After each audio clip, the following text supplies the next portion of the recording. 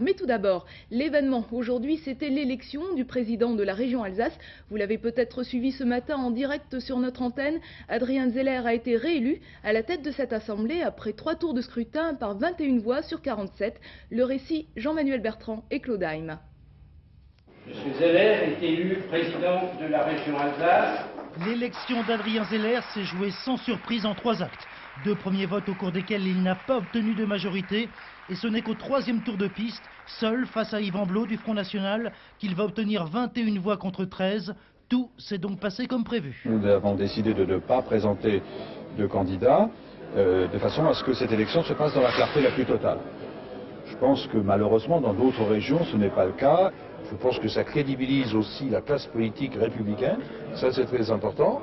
C'était un président qui était prévu parce que voulu. Maintenant il s'agit de savoir comment tout ça va tourner dans les mois et les années qui viennent. Pour le RPR, comme pour la gauche plurielle, il fallait vraiment clarifier ce vote face au Front National. Yvan Blot étant candidat. On trouvait aussi Robert Spiller pour Alsace d'abord et l'écologiste indépendant Hugues Geiger qui sont restés en lice jusqu'au 2e tour. On nous proposera peut-être de nouveau de refinancer l'introduction des lamas dans les exploitations agricoles en Bolivie. Je ne peux pas dire que je sois enthousiasmé par la réélection d'Adrien Zeller, pour être franc. Je tenais absolument à manifester mon indépendance.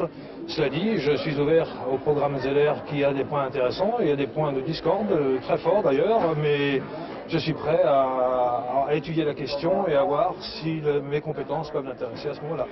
Adrien Zeller peut en effet compter sur le soutien d'élus indépendants ou apolitiques, ce qui n'est pas négligeable.